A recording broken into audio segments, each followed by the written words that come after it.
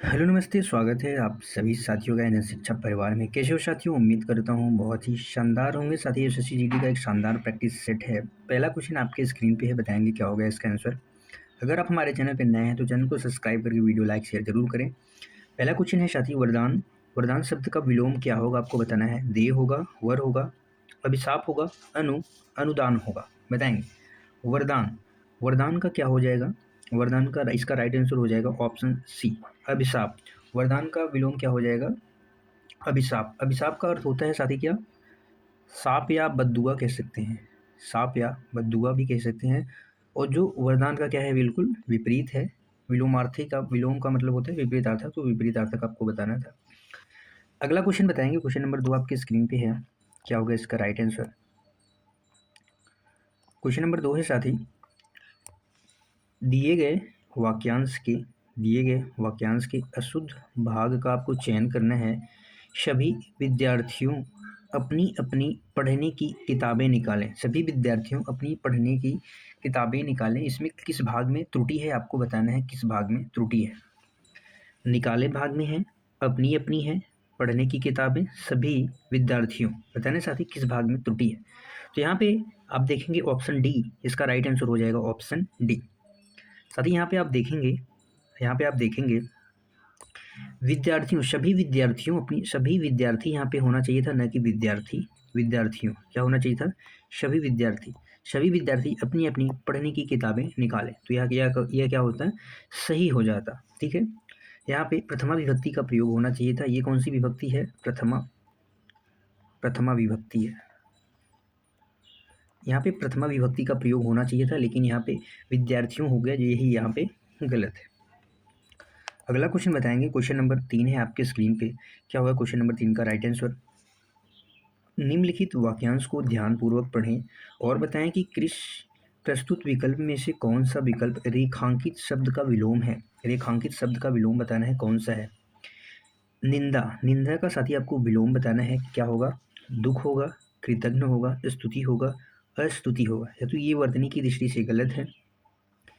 निंदा, निंदा साथी क्या होता है? निंदा का अर्थ होता है बुरा कहना या दोष निकालना। बुरा कहना, बुरा कहना या दोष निकालना। इसका अपोजिट हो जाएगा स्तुति। स्तुति यानी प्रशंसा करना। स्तुति यानी साथी प्रशंसा करना। तो इसका राइट आंसर हो जाएगा ऑप्शन सी। अगला क्वेश्चन बताएंगे, क्वेश्चन नंबर 4 है आपकी स्क्रीन पे। क्या होगा इसका राइट आंसर? वाक्यांश में वर्तनी संबंधित त्रुटि की पहचान करके शुद्ध वाक्य का आपको चयन करना है। मदारी के इशारों पर बंदर करतब दिखा रहा था। मदारी के इशारों पर बंदर करतब दिखा रहा था। मदारी के इशारों पर बंदर करतब दिखा रही थी। मदारी के इशारों पर बंदर करतब दिखा रहा था। तो आप सबसे पहले देखेंगे साथी, मदारी, मदारी ये वर्तनी क्या है? अशुद्ध है। तो इसकी वर्तनी सी और डी में दोनों में सही दिया गया है।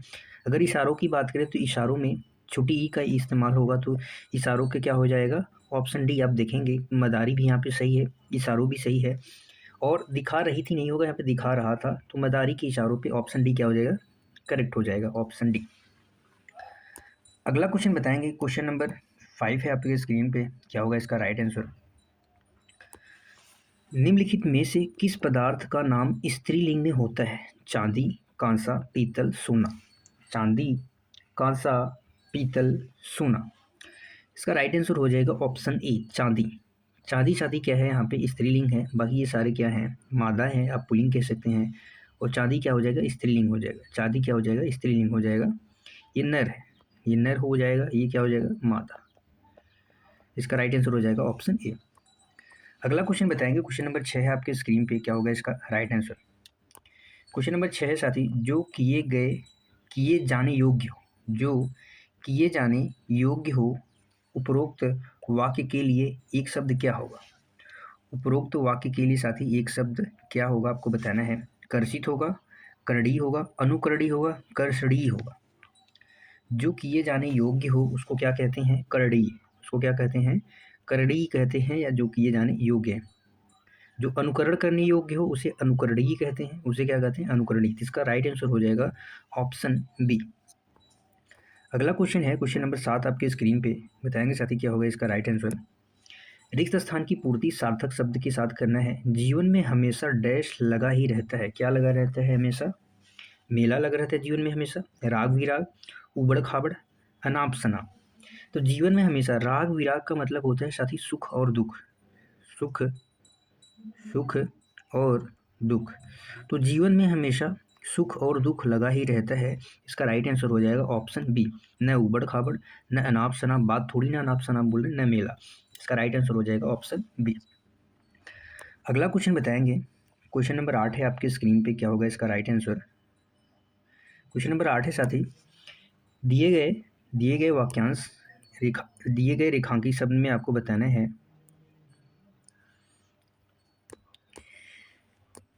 दिए गए वाक्यों में रेखांकित शब्दों के आधार पर संज्ञा की दृष्टि से आपको अशुद्ध बताना है। कौन सी संज्ञा की दृष्टि से अशुद्ध है, यानी कौन सा संज्ञा शब्द नहीं है, आपको ऐसे वाक्य का चयन करना है।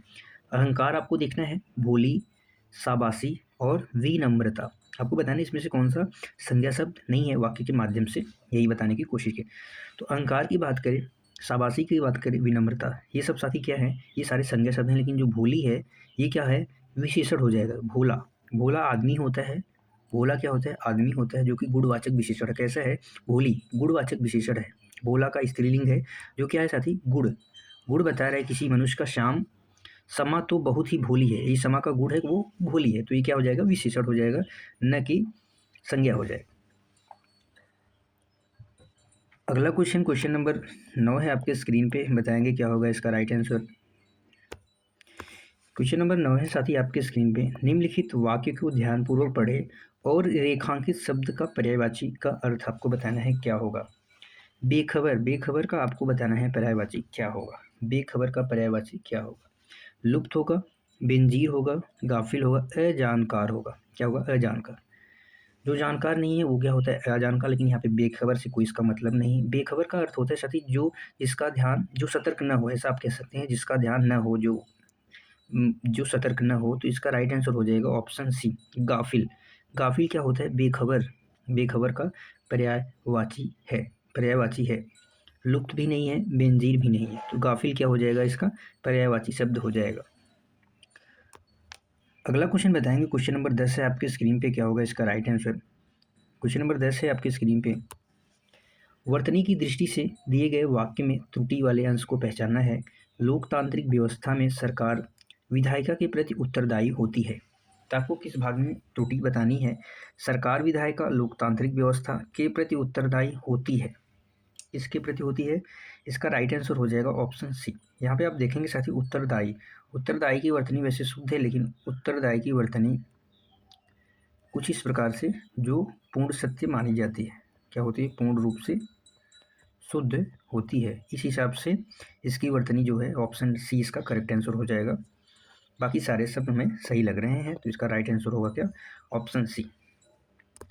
अगला क्वेश्चन है, क्वेश्चन नंबर 10 आपके स्क्रीन पे बताने का प्रयास करेंगे। क्या होगा इसका राइट आंसर?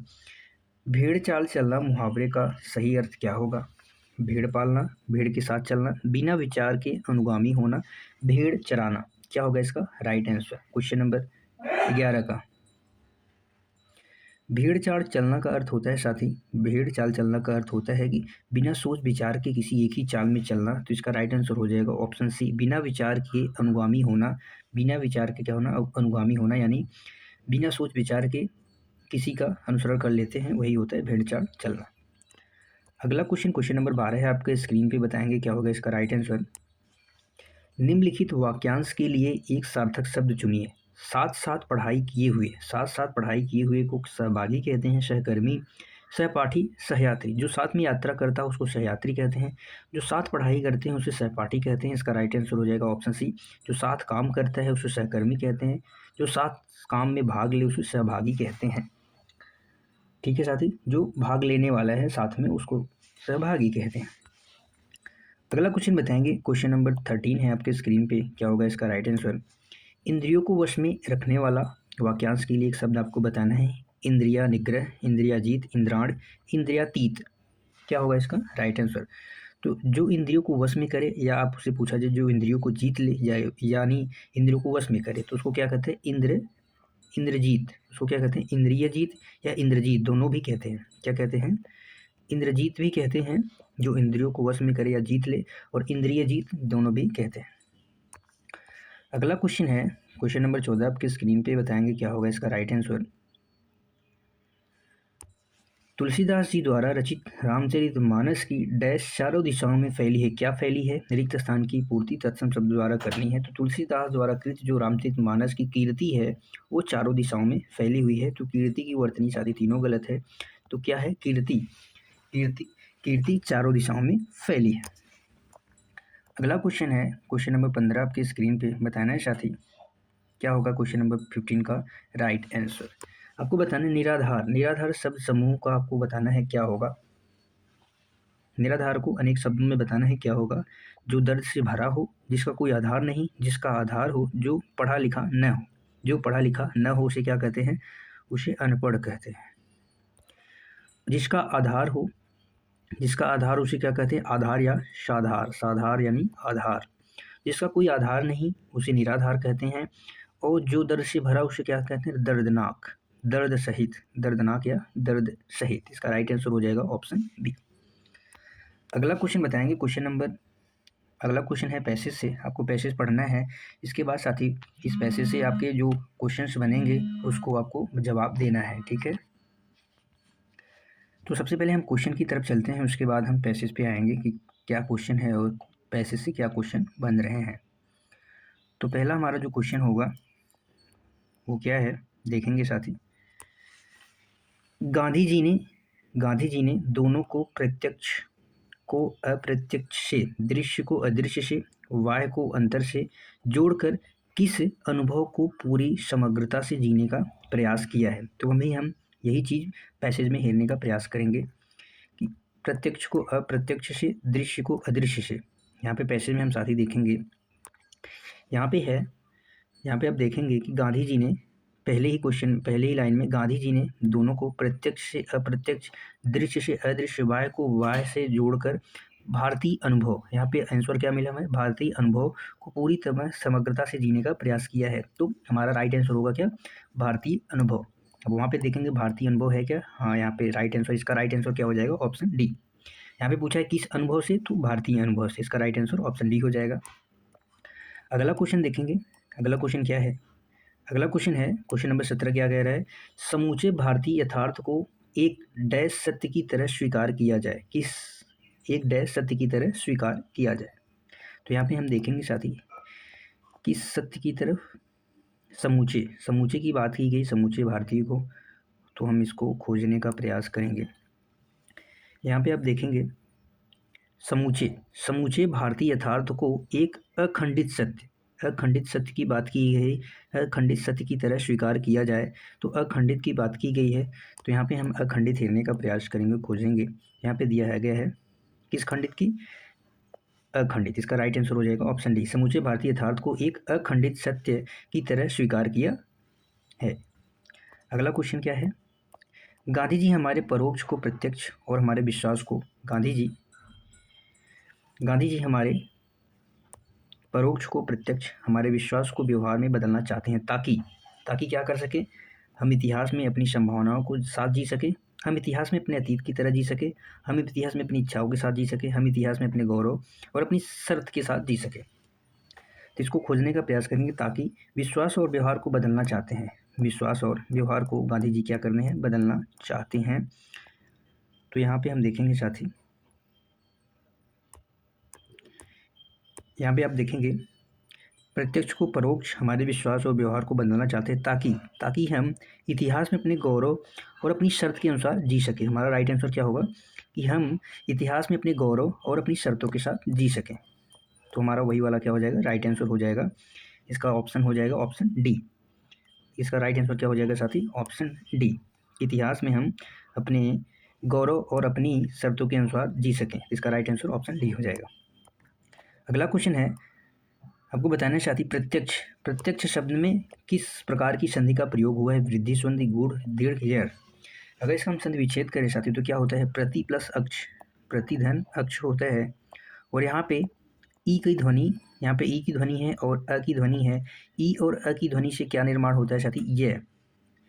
आधा तय और यह का रूप धारण करता है, प्रत्यक्ष हो जाता है, तो इसमें कौन सी संधि है? यण संधि है। कौन सी संधि है? यण संधि हो जाएगी। अगला क्वेश्चन है क्वेश्चन नंबर 20, आज का आखिरी क्वेश्चन है, आपकी स्क्रीन पे बताएंगे क्या होगा इसका राइट आंसर। उपर्युक्त गद्यांश का उचित शीर्षक क्या होगा? प्रत्यक्ष परोक्ष होगा, मानव जाति होगा, भारतीय अनुभव होगा, गांधी मार्ग होगा। क्या होगा? गांधी मार्ग होगा। क्वेश्चन नंबर 20 का क्या होगा राइट आंसर।